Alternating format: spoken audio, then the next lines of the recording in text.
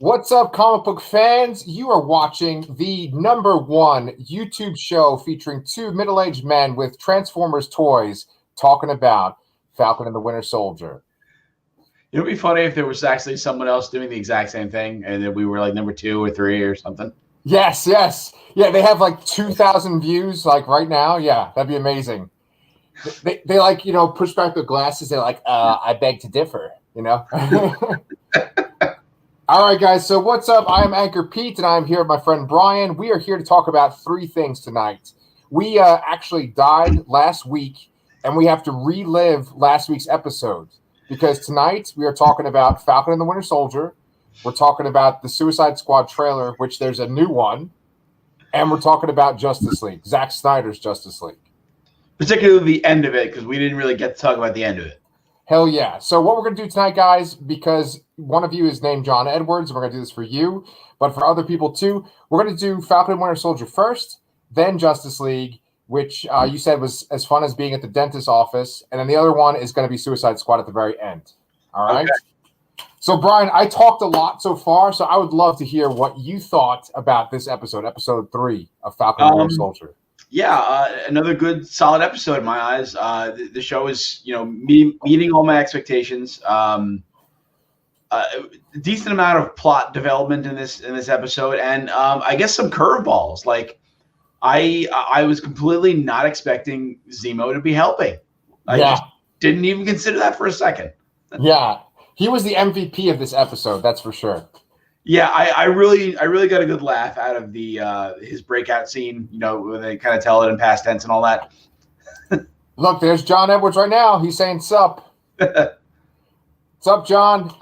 Well, you know what, guys? We are going to go full into spoiler mode. So, Brian, speaking of that breakout scene, were you cool with the retcon that they did for Zemo? Like, essentially, like they kind of retconned it because, like, in Age of Ultron, no, not Age of Ultron, Civil War, they made it that he was like part of this like military unit in Sokovia, and in this they make it that he was like this baron and he's wealthy and he has these ties to the underworld. Did you like that?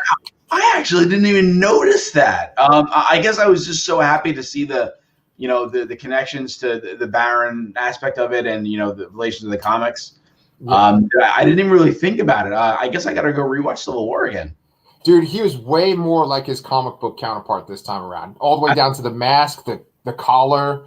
Oh, the mask looks so good. Yeah, he looks awesome. I love the collar too. Yeah.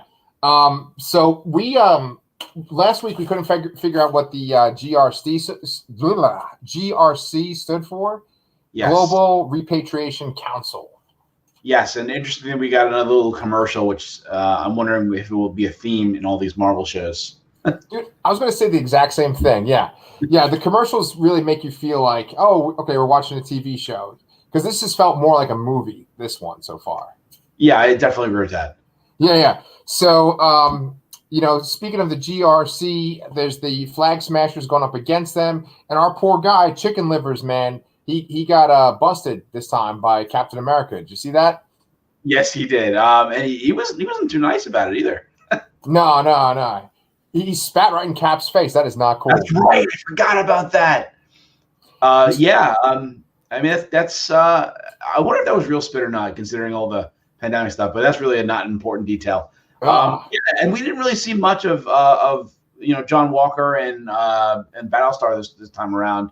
But I mean, ultimately, like after this episode, like I can't figure out like who is the villain in this show. Mm-hmm. There are so many options. Yeah. Well, I think, since we're in Spoiler City, I think that the Power Broker is probably going to be the main bad guy. And you said that last week, too. And I was thinking, because I did a little research. I think I've only read one comic that featured the Power Broker in it. And I think it was a Ant-Man comic written by Nick Spencer. Yeah, and that's not even the original Power Broker. That's the second Power Broker. That's right, man. That's right. And so I did some research into the original Power Broker. And here's a spoiler for all you guys that aren't big comic book nerds. His name is Curtis Jackson, the original Power Broker, and he did have a lot of different clients. Wait a minute, isn't that 50 Cent's name? Oh, yeah, it is 50 Cent, actually, yes. He's got the magic stick. That's how he gives him the powers. They're in the G unit.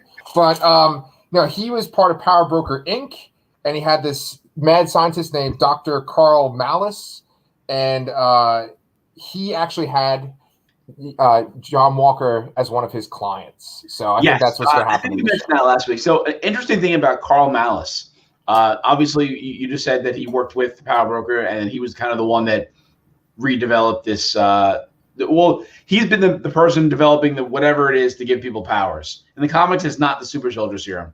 No. But they replaced the scientist character with a different character in the show. I think I can't think if it's William or Wilfred Nagel. Yeah, Wilfred, yes. But I think they went with this change because Carl Malice was actually in the second season of Jessica Jones, which I still have not seen. So I'm wondering if they tried to avoid crossing some lines there. And that Nagel is actually the scientist that takes over for Erskine after he gets killed, and he's the one that administers the super soldier serum to Isaiah Bradley rather than developing it from samples of his blood. So that was a cool little twist, I thought. I kind of like how they shift these characters around and make it like a more realistic timeline. Yes. Because obviously comic book characters are ageless. So yeah, that's a really good point. Okay, so then he goes way back. Well, I mean, at least in terms of history, he's from around like post-World War II, maybe Korean War era, but now they have him as like a young guy, this sort of nerdy guy in the lab. Exactly. Yeah. And what do you call it? That's an interesting point. I didn't know about the Power Broker on the Jessica Jones show because I only saw like the first couple of episodes. Oh, no. It wasn't the Power Broker. It was Carl Malice. Oh, I'm sorry. Yeah, the other scientist. With him. So. Yeah. Okay, yeah. Is that how they explain how she got her powers on the show? Yeah, that's a good question because I didn't see the second season, so maybe. Yeah. All right. Cool. Maybe after we run out of friggin' live Disney Plus Marvel shows, we can start watching the Netflix ones that we've missed. Yeah, because I stopped a long time ago, and not for a lack of quality. I think by the time I stopped, it was like, oh yeah, we're not gonna make this anymore, and I'm like, what? Yeah. No, I just lost interest. Yeah. You people that are watching right now, you guys can tell us what you thought about those Marvel Netflix shows. Did you follow them? Did you watch them? I only got like one episode in of Luke Cage, one episode of Iron Fist, and like maybe half of the first season of Jessica Jones. And I got to like the middle of the second season for Daredevil. We didn't even finish the second season of Daredevil. I know. Wow. I'm a poser, man. What the hell's going on with me? I don't know. Yeah. Okay. It was good too. I really love that first season of Daredevil. Daredevil, both Daredevil seasons. I didn't see the third one. Both Daredevil seasons were fantastic to me. I think one day we started watching Luke Cage, and there was the first episode, and we paused it because I want to say my wife got a phone call, and we just never went back to it. Just never. Something just happened, and we were both invested. Yeah. And it just didn't happen, and then we didn't watch it forever. She eventually watched Daredevil season 3. But I refused to skip ahead, and I had to go in order, and so I haven't done it yet. Yeah, well, dude, I was enjoying them. I thought that Daredevil show was really good, and then I actually like. Here we got a little comment from Johnny over here. Love Daredevil episodes of Jessica Jones. Didn't watch Luke Cage or Iron Fist. I mean, I think universally Iron Fist is not liked. Yeah. E = 4. We're getting into algebra or something over here now. I don't know what's going on. Oh, that's it. The Fantastic Four are showing up in Falcon Winter Soldier. That's it. Oh, okay. There you go. All right, nice. Oh, but Brian, you brought up a good point. We should get back to Falcon and the Winter Soldier over here. So, all right. So there's a lot of shit to talk about, though. This episode. Actually, let me real thing. So now that I mentioned Fantastic Four, I don't know if you noticed it, but right after they went to Madripoor, which is a famous location in the X-Men comics, yes, there was a little tagline that said Latvia. So that was a nice little nod too. Dude, I don't want to be like a dick, but like Latvia is not Latveria. Oh, damn it! Latvia is like a real place. And maybe I was just looking for it. Yeah. No, Latvia is like a real place in the real world. Yeah, okay. All right, so cut that out in this live broadcast. Okay.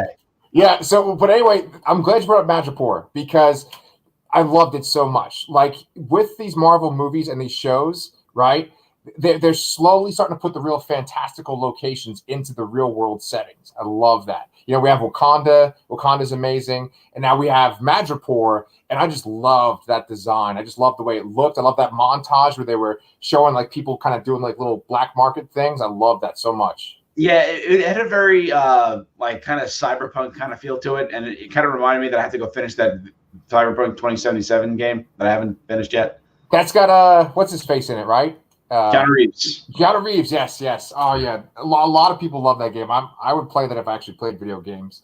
But if you're in Madripoor, you're gonna go to a club, and are you gonna dance like Baron Zemo? Where like his one dance move was like he was like jerking someone off or something. Did you notice? Like, what's up with that? That was a very interesting scene because it felt very out of place and unnecessary. I mean, I get it's trying to kind of show what Sharon's been up to. Yeah. I guess we should mention that Sharon Carter shows up, and you know, from Civil War, which is Peggy Carter's granddaughter, in this in the MCU, right? I think so. Yeah, I think it's her daughter in, or no, it's her niece in the comics, right? Okay, it's definitely niece somewhere. I bet you it's granddaughter in the MCU and niece in the comics. Yeah, something like that. Okay.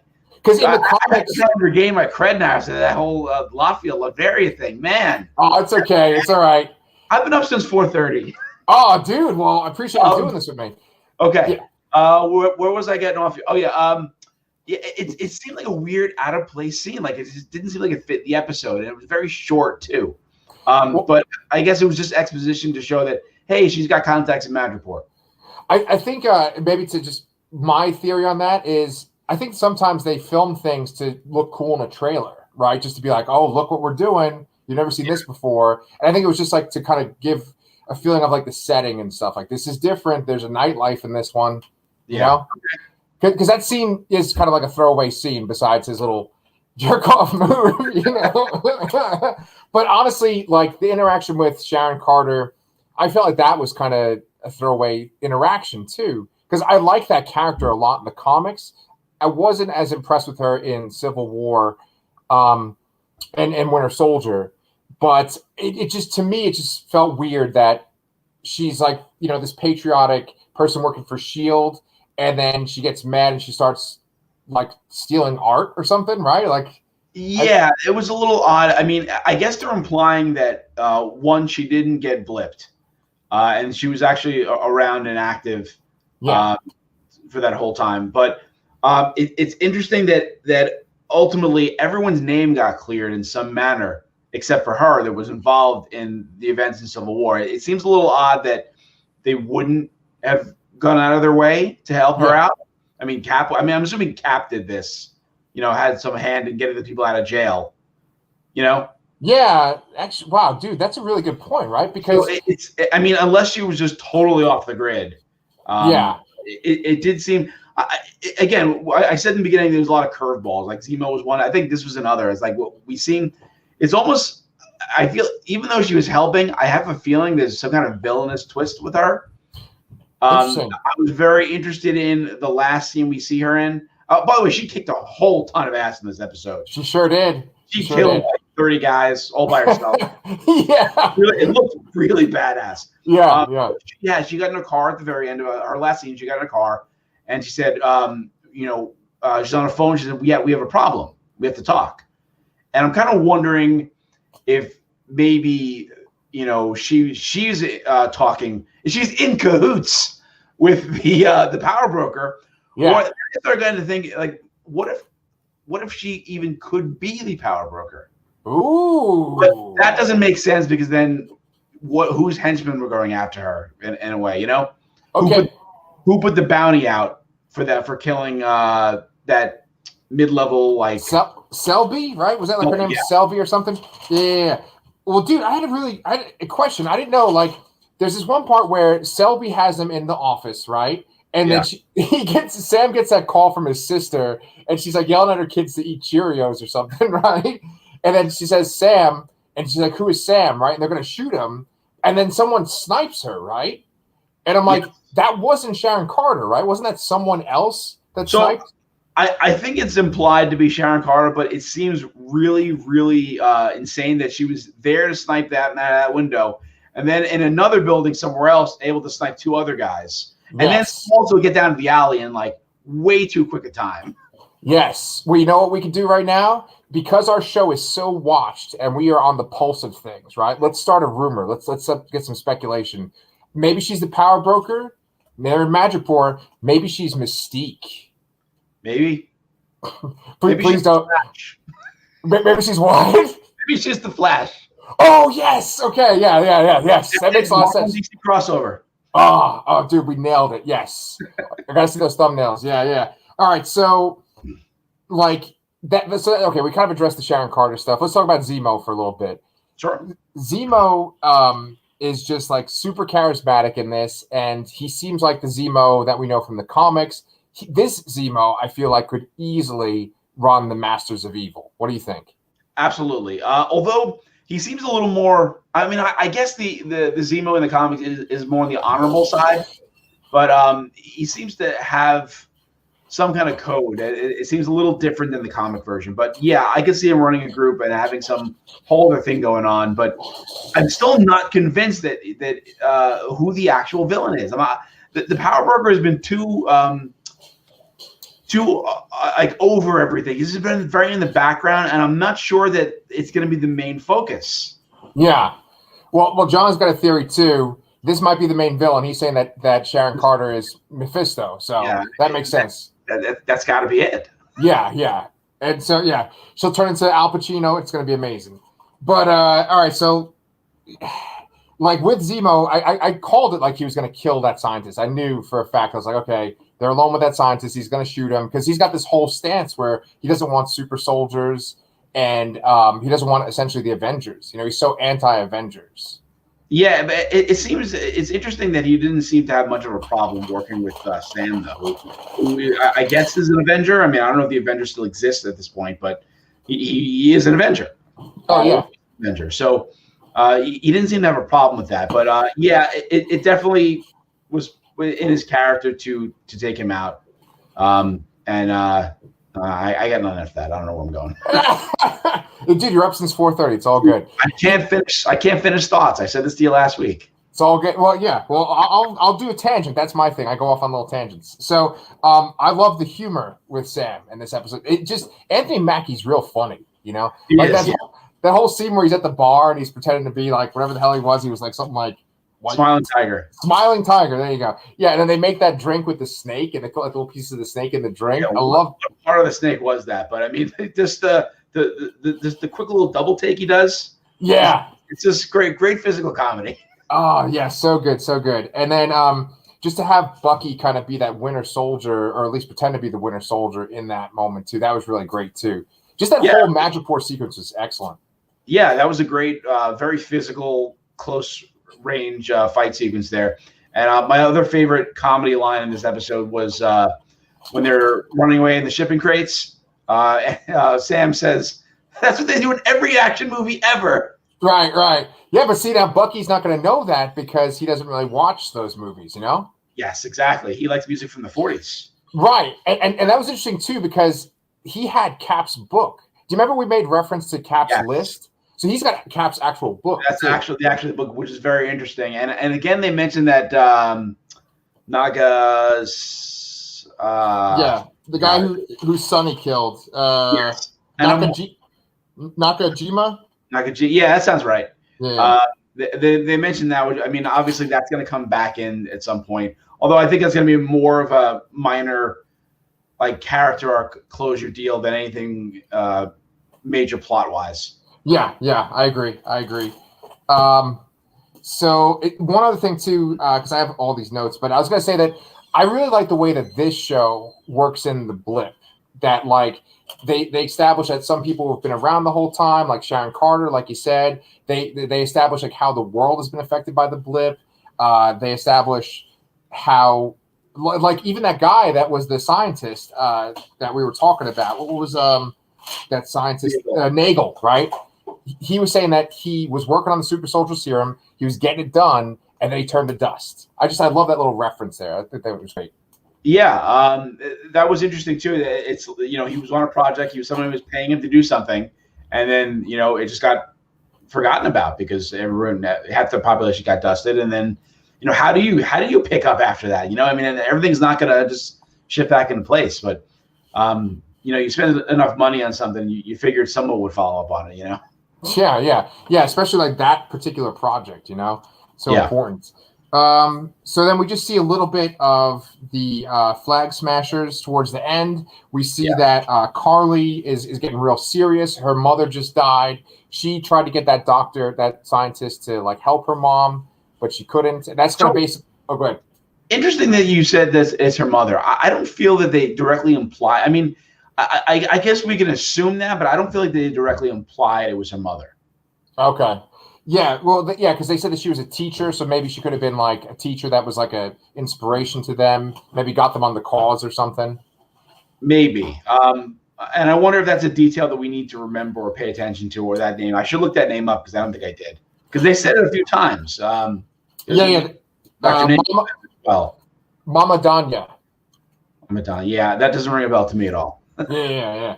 And for a second there, just to get on a little tangent too, that scientist that I keep freaking messing up his name, Nagel. I was thinking, oh man, wouldn't that be cool if that was the guy that becomes the leader that was in the Hulk movie? Do you remember the Hulk movie with Edward Norton?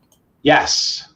There's one actor, I can't remember his name. He's actually in Fantastic Four too, the bad one. Well, they're all bad, but he's in Fan Four Stick, right? And in the Edward Norton Hulk movie, like stuff falls on his head and he starts to morph into the leader. You know what I'm talking about? Yes, I know exactly what you're talking about, but I don't remember the actor's name. Yeah, he's in a bunch of Coen Brothers movies. Like Sherry would know who he is. He's in Oh Brother, Where Art Thou?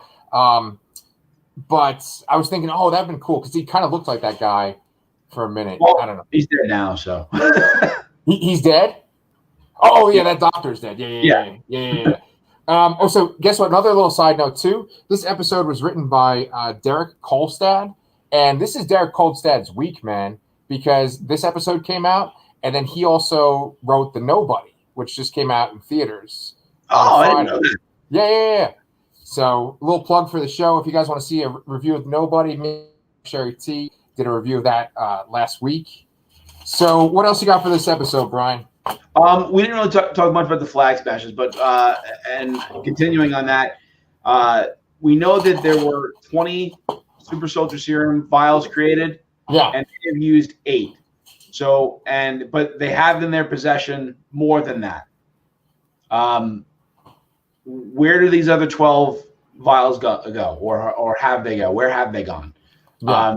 I imagine that Carly was not calling Dr. Nagel to get another vial to cure that person, because it seems like they might have it already, Yeah. And that, why would I can understand the power broker wanting to get revenge for stealing them, that stuff from them, but it makes more sense if they still have some left. Yeah. So A, who do they give it to? B, why are they holding on to it? What's going on with that? I mean, is John Walker involved with that? He already got the shot. A serum, whatever. Yeah.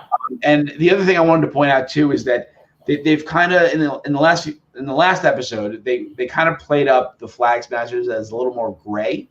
Yeah. But I think when they were leaving this last site they were stealing supplies from, Carly left a bomb in there and blew up the whole building, which was filled with guards and other people. Yeah. So it's kind of showing them a little more in a villainous light again. So it brings you back to who the hell's the actual villain here? Who is the main villain? Well, I'm really glad you brought that up, because if you think about John Walker, right? He shows up when Bucky and Winter Soldier. No, Bucky is Winter Soldier. Sam and Bucky go to infiltrate their operation, right? And so it's like maybe they're there. They're saying they're on official business, but he's really there to kind of stop them from shutting things down. Yeah, I'm still a little iffy on the fact that they said they hacked into Red Wing to find out where they were going. I think there's something else going on there. Yeah, that's right. You brought that point. That's a good point. We got a little comment from Mike too over here. Has he written multiple episodes? For Derek Kolstad, he has written 2 of the episodes. There's 6 altogether, right, Brian? Yes. So yeah, he's written 2 out of the 6 episodes. Mike, thanks for watching. The end of the episode that really got me excited. That was yes! Oh my god, I totally forgot about this. Yeah. Speaking of your perfect thing to put in there. Yeah. You were talking about curveballs with this episode. That was the biggest curveball. Yeah. Because like when Bucky went around like looking and picking up these balls, I'm like, what is up with this? What is this? This looks kind of familiar. I didn't make that connection with Wakanda. And then I was like, oh, that's so good. That's so good. Yeah. And it's also nice to see I believe it was Ao.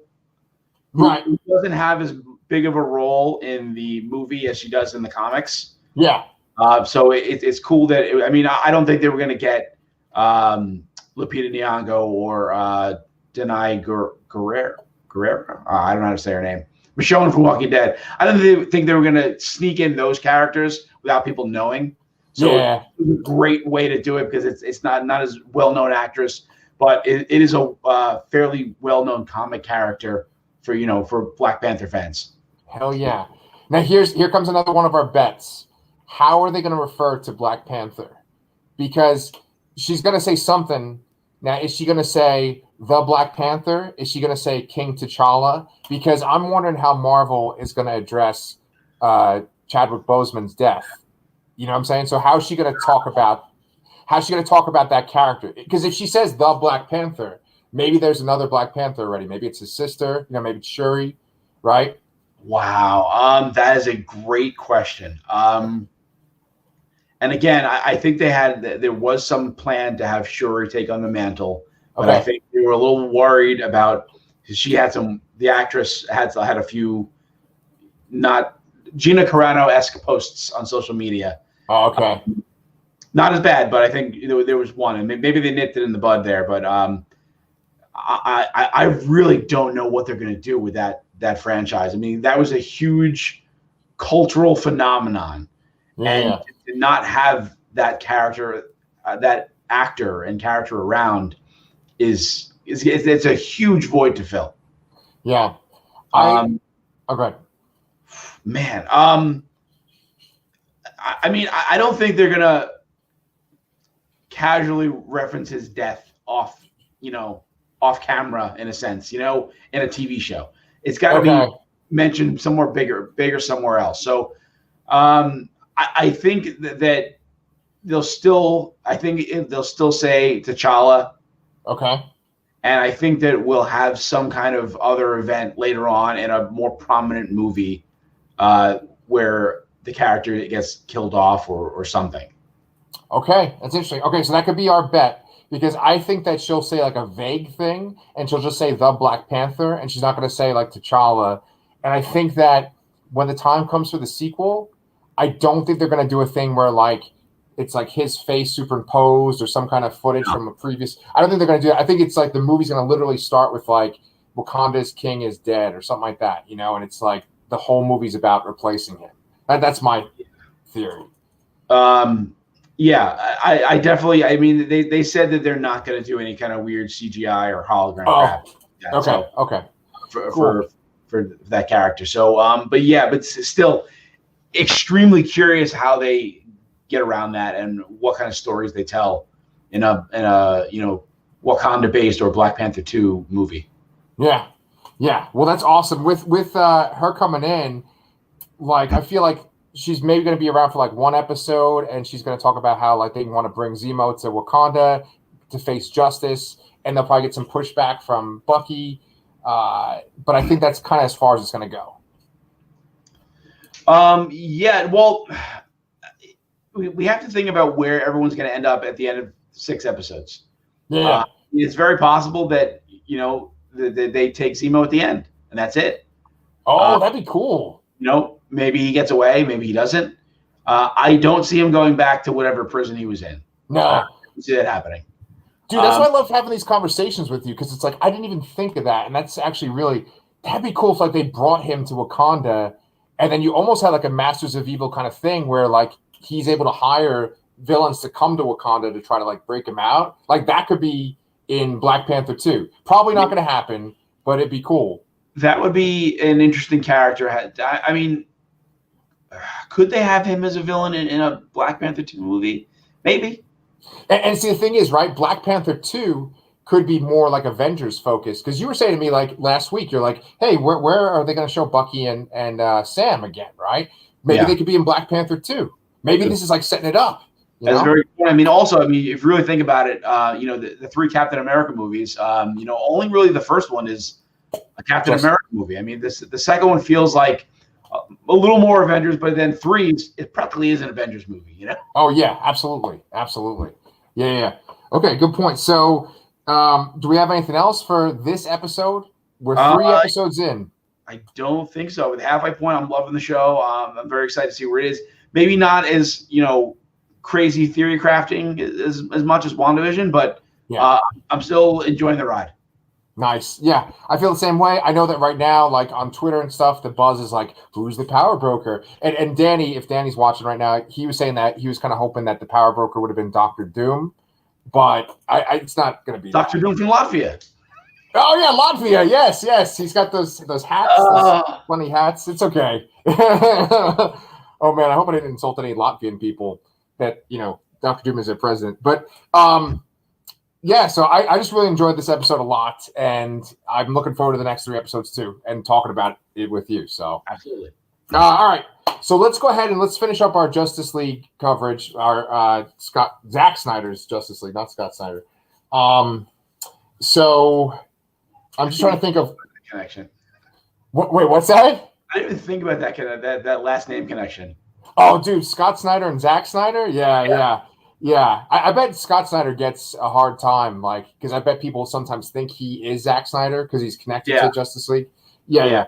All right, so speaking of the Snyder Cut, so really the big thing that we didn't talk about last week was the nightmare future at the end of the movie. Okay.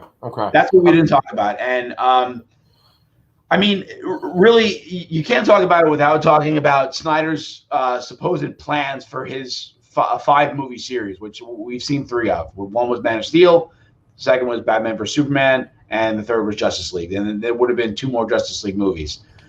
Supposedly, the second movie was going to be all in this nightmare timeline where all these characters have died and Superman's evil and is being controlled by Darkseid. And then the third one is, I think the third one was supposed to involve some time travel shenanigans, or maybe that was supposed to be how Flashpoint tied in or something. I'm not really sure. I see. And I think they were supposed to do some crazy, ridiculous storyline where like Bruce got Lois pregnant or something. Which what? Yeah, I don't know. Wait, what? Dude, I swear I read that somewhere, and it was not an April Fool's related thing. It was way before that. Wait. There's a freaking pregnancy test in this cut of the movie. There was? Yeah, because there's all these scenes with Lois, right? And Lois is going to get coffee, and she's sad. She's taking a shower or something. There's one part where she's having trouble sleeping, and she opens up her nightstand, and there's pregnancy tests there. Okay, yeah, so maybe that ties into it. But I mean, we know that in I guess it's Batman vs Superman, the scene with the Flash. He says Lois is the key. Yeah. And it's something about that happens, and I think it ultimately causes Batman to sacrifice himself. Okay, much like he did in Final Crisis and a battle with Darkseid. So he jumps in front of an Omega Beam, and I think in place of Lois, and that's what changes the timeline back to something different. Okay. So let's clarify that. In the Snyder Cut, there's a sequence. It's not the end sequence in the movie, but it's like a little kind of vision of what's to come. There's a scene where Darkseid is fighting in Atlantis, and he's shooting his Omega Beams backwards. There's Wonder Woman, and she's she's got coins on her eyes, she's gonna go on the river Styx. And then there is Superman holding a charred pile of bones, essentially. I took it as Lois. So you're saying that that's gonna be Lois at first, and then they go back in time, and then it's Batman. Is that what you're saying? Yes, I think the time travel shenanigans were supposed to result in Batman jumping in front of that Omega beam instead of getting disintegrated instead of Lois. Okay. Wow. Don't you think it's kind of incredible that like Endgame, Infinity War and Endgame essentially have like, the world, it's like an apocalyptic scenario, and then the Avengers use time travel to rectify it. And then the Justice League would have been apocalyptic scenario and they use time travel to rectify it. Even though it's like they created both movies at totally different points, they kind of have that same kind of core idea. Yeah, and the Snyder fan conspiracy theorists will also jump at you and say that they all stole it from the Avengers movie, stole from the DC movie. Oh God, Jesus Christ! Yeah. I don't even want to go into that stuff with those guys. Like, yeah. And they want to restore the Snyderverse. That's like the new thing now. It's like I'm pretty sure that the executives are like, no, like this is a one-time deal. You're not getting anything else. And I kind of agree with it. Let them go ahead with whatever they're doing. That's separate. Maybe they can sort of revisit it in a way in other movies, but I don't think I want to see, 2 more 4-hour movies. No way. But let me ask you this, right? What is different by the end of this movie than the Whedon cut, the theatrical cut? Like, if they both stop at this point, right? Like, what has changed besides Mara having a British accent? That's a good point, right? Not that much. They cut out completely in the theatrical cut that whole future timeline.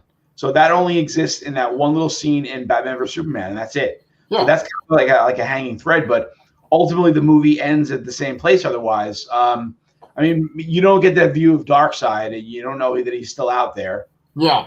And in the Snyder cut, he's coming because they said like we'll do it the old-fashioned way or whatever. Yeah. But it's just more open-ended and in the theatrical cut, and it doesn't really leave you anywhere. Yeah. I see. I'm totally fine with if they leave it vague, where it's like this is part of the continuity. The thing with the DC movies, it's so weird, is that like it doesn't seem like there's one cohesive continuity, right? Like this Snyder Cut thing's supposed to be its own thing. It's not supposed to be connected to the modern movies. But then like even the Suicide Squad, this is gonna be so fucking hard to say. Suicide Squad movie that we're gonna talk about in 2 minutes. I don't even know if that's in the same continuity as Suicide Squad. Yeah, which makes it extra weird because there are several actors reprising their roles from that movie, and they all look exactly the same. Right. Who knows? And then I think today I read too that the Robert Pattinson The Batman is supposed to be Earth 2 now. Okay, that's fine. Yeah. It's interesting. So, and that's always been something I liked about DC. I like the named Earths.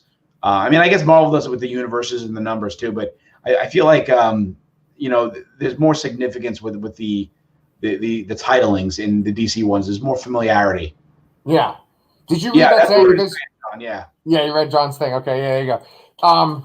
Yeah, dude, I'm all on board for that. And I know that they're also talking about like rebooting it and having like J.J. Abrams do a Superman movie. I'm not really keen on that.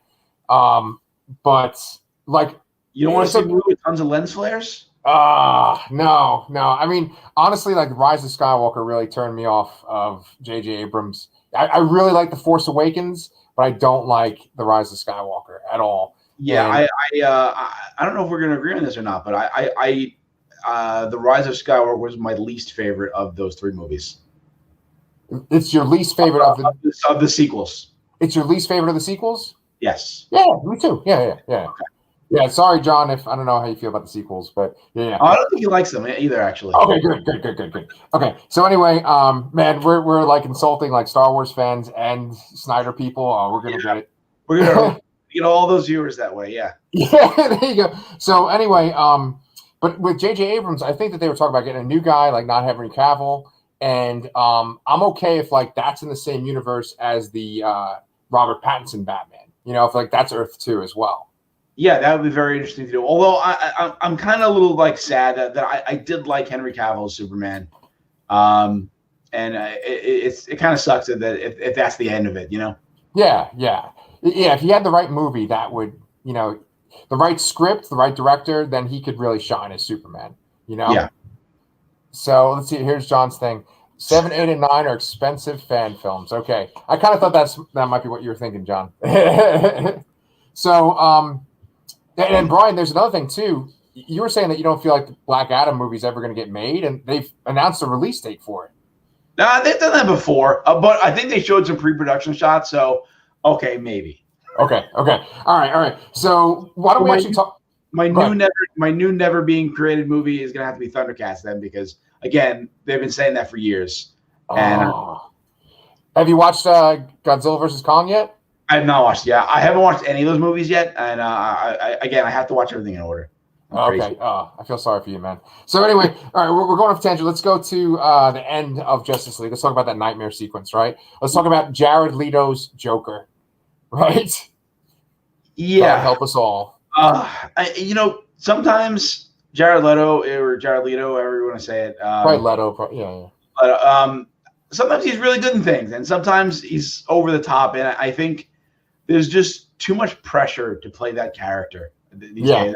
Like, you have between Jack Nicholson, Mark Hamill, and Heath Ledger, it's like, what else can you really do? How can you reinvent the character again? And it was a little much, and much like all the Joss Whedon scenes in the theatrical cut felt very tacked on and forced. This looked off. Like, it looked like, it was clearly put together from two different camera angles. I think there might have been one spot where they had the back of Batman's cowl in one of the shots. Yeah. But otherwise, it looked out of place. Yeah. I'd have to say that, like, with every incarnation of the Joker in a movie, the dialogue fits that particular version very well. And I think that the dialogue, even when it's at its most ridiculous, really goes well with that character, and that character says something. Jack Nicholson's Joker says a lot of random nonsense because that's just Jack Nicholson improvising, but it fits that character so well. Heath Ledger's Joker won a fucking Academy Award, right? Like, that Joker, that's perfect, right? This Joker, it's just like it's like John said with the fan fiction. It's like, hot topic fan fiction. Like, someone's like, this is what the Joker would say. He'd say that he's going to give Batman a reach around, and it's like, give me a fucking break. There was a whole, I wasn't really too in on this, but there was apparently some meme about the Joker saying the line, "We live in a society." Right. That was in the Snyder Cut trailer, but not in the cut of the film. Right. But they released that online today, like an extended part of that line. I kind of don't get it, but it's just that adds to the kind of absurdity of the whole thing to me. But the one positive I took out of it is that it kind of gave me a vibe of I don't know if you read it or not, but Scott Snyder's the last. Oh no! It's the Last Night on Earth, man. Last Man on Earth. Yes. Guess what? I just read in my bed last night. That book. Nice. Yeah. Hell yeah. All three issues. Who? Read all three issues. Oh yeah. The whole trade. I read those. When they came out, and they came out like 3-4 months apart or something crazy like that. So it was like, what the hell happened again? Yeah.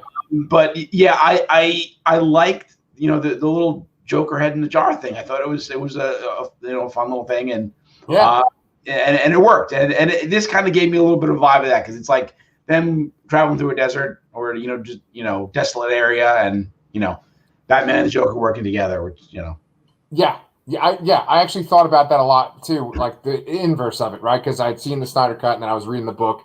Yeah, guys, if you want to see a good post-apocalyptic Batman Justice League story, read Scott Snyder's Batman Last Night on Earth, and the night is a K, like as in Dark Knight. Yes.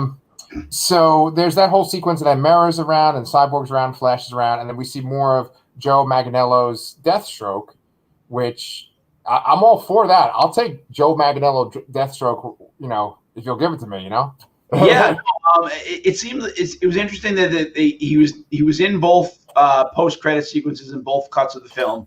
Yeah, it seemed a little different in each one. I don't remember exactly which one was leaned which way, but I definitely would have been interested in seeing that character, facing off against Batman, or whatever the heck they were going to do with it. And I feel like that's a loss to not see that. Yeah. Well, you know, that kind of brings up a point that we could use to kind of like wrap up the whole Justice League discussion, unless you had some other points. But like, I was amazed at how many things in the theatrical cut are in this cut. Like I was, and I think I mentioned this last time too. I thought that there was a lot of things that they added that were like weird additions, and that's why the original cut's so weird. But it's like most of it is in this movie. The only thing that's like not in this movie in the 4-hour Snyder cut is the sequence with like Batman on the rooftop and a parademon kind of flies at him. Like that's in there.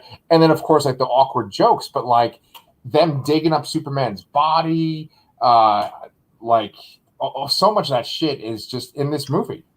Yeah, no, it seems like the Whedon theatrical cut had maybe 10 or 15 minutes of new footage or something like that. And the rest of it, if even that, it was just these little tiny little add-ons to these scenes that, were just really awkward. They just really did not work. Yeah.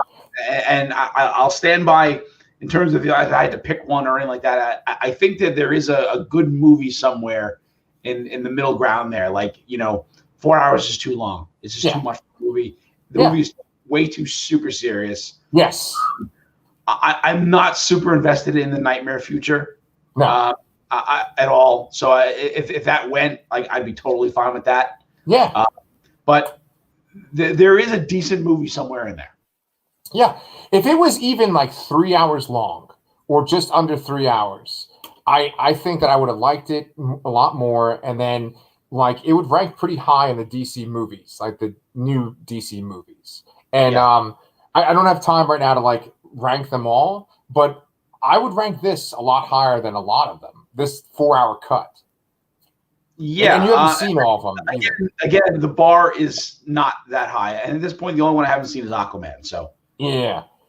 So then, with that being said, maybe we should transition to this last Suicide Squad trailer, which might end up being the best one of them all. Yep. Dude, just the first shot of like them in the helicopter and they're all looking out the window of the helicopter and it's got that lighting and you got Peter Capaldi's narration. I was like, oh, this, I want this, It looks very good. I feel like this new, we're talking about the new trailer they released with Kong vs. Godzilla, or is it Godzilla, whatever it is. Godzilla vs. Kong, yeah. Godzilla vs. Kong. And there was not the R-Band trailers. It was PG-13 or whatever. So they cut out all the dick jokes and then the excessive gore. And they replaced it with a little more, I guess, a little more insidious of a tone. Yeah. And a little more of the narrative, I think. I still don't know what job they're going to do, but we see a little more of the other team, the second team, and I'm actually kind of questioning it if they're going to be killed off in the very first 5 minutes or they're going to be sent in at the end. I'm very much questioning that now. That is okay. Here's my theory. I think that they are in the beginning because Harley's on that chopper with them, right? And then the other team rescues Harley, right? Okay. So I think she's with the first team. They all get killed. Harley lives. They go rescue Harley. Yeah, because everybody because there's that one shot that's like kind of like Reservoir Dogs where they're all walking together, and you got the team. And here's the team, just so we're on the same page. But like Blackguard, Weasel, Savant, Captain Boomerang, Mon Gal, and then Javelin, and then I forget what Nathan Fillion's guy's name is. TVK, but I mean, it seems like he's referencing Arms Fall Off Boy, who's I'm not very familiar with. Yeah. They show powers. They show the arms floating in the air, which is that was awesome. So that team, I think they get sent in. They're on the helicopter, but then Harley was on the helicopter with them. So yeah. So let me see. Oh, okay. Here's one thing. Here's a little thing to speculate about. There's this one sequence where King Shark is like looking at a tank, and it's got some really weird ass creatures in it. Did you see that? I did, but I guess I assumed they were fish. I wasn't really super paying attention to it, I guess. Yeah. I was just trying to find stuff to be like, oh, this is what the bad guy is. This is what the main thing is, you know? And yeah, so I mean, you know, it very easily could just be some kind of dictator warlord situation. I don't think the movie will be centered around a Harley Quinn rescue mission. This guy was doing that. but I at least hope that they don't throw in some kind of, giant light in the middle of the city where all kinds of things are thrown around, like the first one. That movie, I think one of the biggest flaws of that movie is the fact that just does not seem like a job that team would be sent in there for. Right. Very good point. Yes. I think some of the characters in that movie worked very well. Some of the fight and the battle sequences worked well. But ultimately, it's like, why are they doing this? Yeah. Yeah, I don't know. I mean, I think with that logic, I think the idea of them going into this, like, South American country or whatever, and it's just like, it's almost like they're a paramilitary unit, just kind of dealing with people. That's kind of what the Suicide Squad really is, Yeah. And then John says, I think Starro is the big bad. See, I don't know about that. I feel like Starro might be comic relief. That's kind of what I'm thinking. Yeah. Okay, well, I think that, like, Peter Capaldi, they find, right? Because they do that little speech, and it looks like they're in that country when they find him, right? So maybe, like, they rescue Harley, and then they go and get him in, like, the same base. And it's like, the question is, why does the bad guy have him? Because he's got some kind of, like, mental powers, right? Yes. So there must be some kind of thing with, like, mental powers or mental control. And then, did you notice in both versions that does too? What's that? It's kind of what Starro does. He takes control of a host. Yeah, and so, like, have you noticed this in both trailers? But, like, there's a scene where, like, Harley's shooting, and then, like, flowers kind of shoot up behind her. Did you notice that? Yes. So I'm like, what the hell is that? I mean, it could be like some kind of bomb she has, and, like, it has flowers. I don't know. Yeah, it almost reminded me of like a James Bond kind of intro sequence in a way. Oh yeah, flashy stuff that doesn't actually happen in reality, but it's just there. But it's a good question as to how that's being used in the movie. Yeah, she might have her own kind of little fantasy sequence, kind of like in the Birds of Prey movie. Good point. Very good point. Yeah. So, I mean, I don't really have much else to say because it's kind of very similar to the first trailer. But I will say that, like, the little extra details I really liked. Like, I liked Ratcatcher when she was in the street and, like, all the rats came up behind her. That was cool. Yeah, definitely looks cool. I'm excited for this movie. I mean, this is probably. Oh, actually, no. Wait a minute.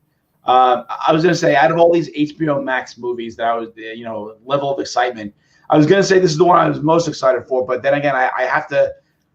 I may have to give it to Matrix 4 because although we haven't seen anything yet, I mean, The Matrix was an era-defining sci-fi trilogy, and I know a lot of people hate on the sequels. I still love them. I don't care. I'm curious to see that. So I would say it's a toss-up between those two things. Is the most anticipated things coming out of this weird pandemic straight to streaming deal we got going here. Yeah, dude. I feel the exact same way. I'm all on board for the Matrix sequel or whatever the hell it is, Matrix 4. And I actually do like Matrix Reloaded a lot. I know there's issues with it. I don't really like Matrix Revolutions very much, but I just love that world, and I love Keanu Reeves. I love Lawrence Fishburne. The Wachowskis are awesome. They at least take risks. They at least do something different with their movies. So I'm looking forward to that one. Yeah, I hope. I mean, they've made some movies in between then, since those movies, and I guess they've been middling quality. Did we talk about what was the name of that movie? Speed Racer? No, I actually like Speed Racer. Oh. I think I like Speed Racer. My mom was a huge Speed Racer fan, and I just kind of inherited liking that show. Oh, okay. So I enjoyed that movie. I've shown that movie to my son. I still think it holds up to me. It's a very bright, cheesy kind of movie, but I liked it. I'm talking about Jupiter Ascending. Jupiter Ascending, yeah. I hate that movie. It was the same thing the same thing happened 3 times in the movie. Like, the girl gets kidnapped, the Channing Tatum goes to save her, kidnapped again, save her again, kidnapped again, save her again. I hated it. Yeah. Oh. They did Jupiter Ascending, and I did not like that movie at all. Oh, dude, you said Jupiter Ascending, and I was thinking of Cloud Atlas because they made that too. They did make Cloud Atlas, and I'm mixed on Cloud Atlas. I actually read that book, and I happened to read that book before I even knew it was going to be a movie. And when I found it was, is it them? I think the Wachowskis I gotta look this up now. Yeah, they at least wrote it. I don't know if they directed it, but they at least wrote it. Yeah, John said, didn't they do Jupiter Ascending? They did, and Brian thought it was shit. I'm cursing a lot more tonight. You know. Yeah, they did. At least Lana Wachowski was involved in directing it. So I really liked that book, and I thought the movie was okay. Yeah. But I thought Jupiter Ascending was a pile of crap. It was a turd. Yeah, it had some cool visuals in it, but yeah, I have to agree with you on that one too. Yeah. Okay, well, so we got The Matrix 4 to look forward to. We got The Suicide Squad to look forward to. And we don't have to watch the Snyder Cut again. Oh, well, you're not going to watch the black and white version? Oh, no. Why would that be better? Who thinks that's better? Because it's grittier. Oh, yes. What the fuck? Just, I don't know. People don't know about comics, man. Like, wait. Actually, one more thing I want to talk about. Yes. One of the best things that DC has going for it are their animated movies and cartoons. And they just announced that they're doing The Long Halloween. And they announced part of the voice cast. I'm so pumped for that. Yes, Jensen Ackles. He's going to be Batman. I always thought that Jensen Ackles should just play Batman, like in a movie. Yes. Yeah. Especially after he was, he played Jason Todd in Under the Red Hood. Under the Red Hood, which is the best one of those. The best one of those animated movies. So, I was just excited to see that. That was the headline I saw. Jensen Ackles finally gets to be Batman. Yeah, hell yeah. I think like the woman that plays Catwoman, I think she died, right? In real life? That was Naya Rivera, who was, I think it was like a Glee cast member, and she like died in some like really like batshit crazy accident, in some like reservoir or something like that. Like her son disappeared and she went into the reservoir to get him, and he came back up, but she didn't, and which is like an absolute tragedy. Jesus Christ. But yeah, she apparently voiced all of her parts for both parts 1 and 2 of this. So okay. Very, very sad. Yeah. Oh God. Okay. Well, and she's done some other voice work on other shows too that I can't remember off the top of my head, but she's done some other comic related things, I think. Oh, okay. Yeah. Wow. All right. Well, I mean, I think there's other people too that are in that cast that are supposed to be good too, but just in general, those animated movies are really, really good. And John said right here that he liked Gotham by Gaslight. I haven't seen that one. Did you see that one, Brian? I have not seen that one, actually. Yeah. What's interesting about the animated movies is there's some that are in the sort of Bruce Timm old Batman the Animated Series style and the Justice League. There's some of those that are like in that universe. Then there's this whole slew of movies that are in the same universe, which starts off with like the Justice League kind of New 52 story, right? And there's a ton of Batman movies in that have like Damian and stuff, and there's like the Teen Titans versus the Justice League, and it ends with this like really brutal Darkseid War movie. Now I haven't seen all of them, but they tend to be very serious and they tend to be kind of violent, but they still capture the characters more than these like Snyder movies do. I absolutely agree. Yeah. Cool. All right. Well, you know what? It is almost 10 o'clock. You've been up since 4:30 and it's 11 o'clock in New York. So I think we can call it a night for this one. But hopefully there won't be another Suicide Squad trailer to talk about next week. And we'll just talk about Falcon and the Winter Soldier. Yep. All right, cool. Well, dude, thank you so much as always. John, thank you for watching. And it looks like we've had some more people tonight than usual. So, guys, thank you so much for watching. More people to see my stupid Latvia mistake. Oh, don't bring it up anymore. It's okay. Now, because I have to own it. Otherwise, it's going to haunt me. There you go. All right. Well, we will get our fictional and real life countries correct next time. We'll see you guys then.